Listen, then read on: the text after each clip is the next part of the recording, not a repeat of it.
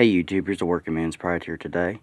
Today's video is going to be on what is inside of this is off of a Briggs & Stratton lawnmower, or lawn tractor to be exact. This will pretty much cover really any small engine exhaust that has an actual muffler on it. They're all built and based upon the same principle. My guess is going to be the baffle inside is going to have drill holes in it, and coming from the back there should be a couple different baffle sections inside this exhaust muffler, and it's either going to be the holes from the back are bigger and get smaller towards the exit of the exhaust from the intake of the exhaust, or vice versa, which means that the holes are small and as they go through the different baffle sections in this exhaust muffler, the holes get bigger into the exit. I could be wrong, but we're going to find out today. That's what I have heard and been told. But this exhaust is shot, not because of the rust, but because, well, basically when I replaced this exhaust muffler, I didn't realize how bad it was. I knew that it was bad because I could hear the baffle that inside of it was starting to break loose.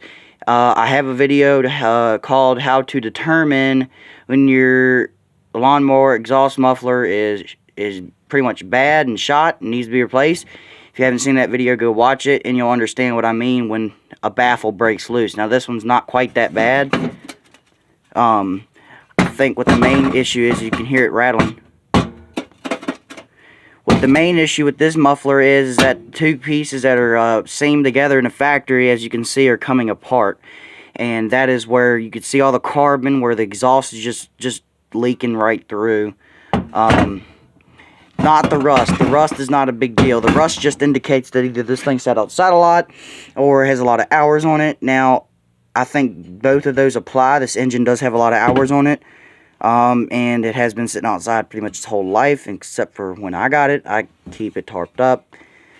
On both sides, you see just both of the seams are coming apart on both sides. So it's time. You can even see both of the halves wiggling.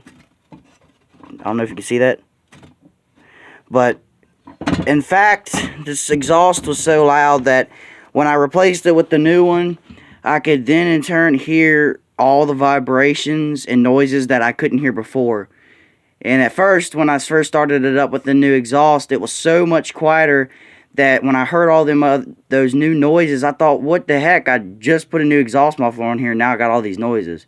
But then it came to me, I was like, well, that's probably because it's so much quieter, you know.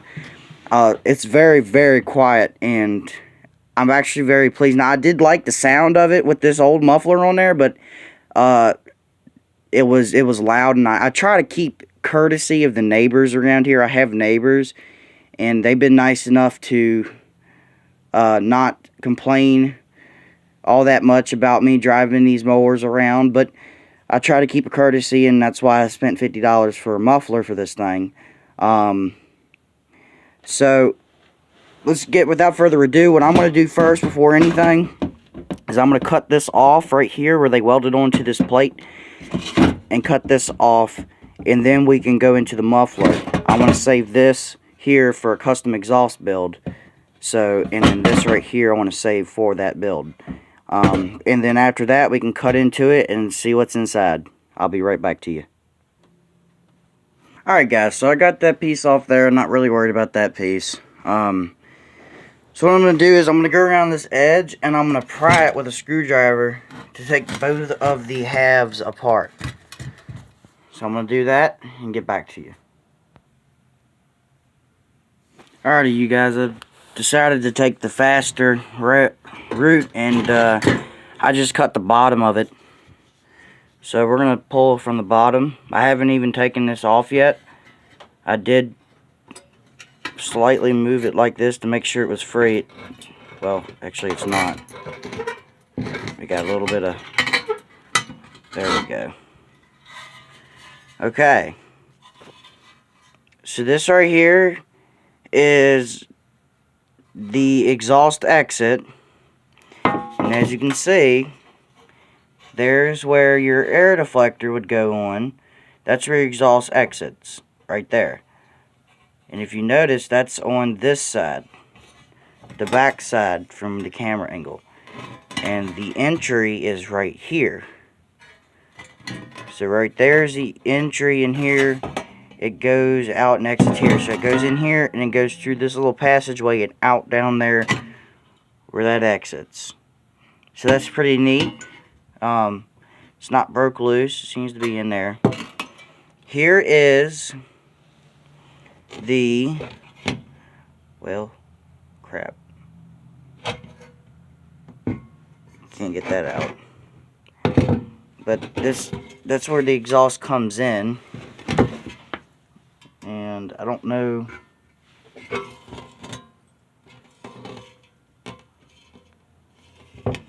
what's in there, but it comes out these two holes here, goes through here, has to go through there. Let me see if I can't pry this thing out.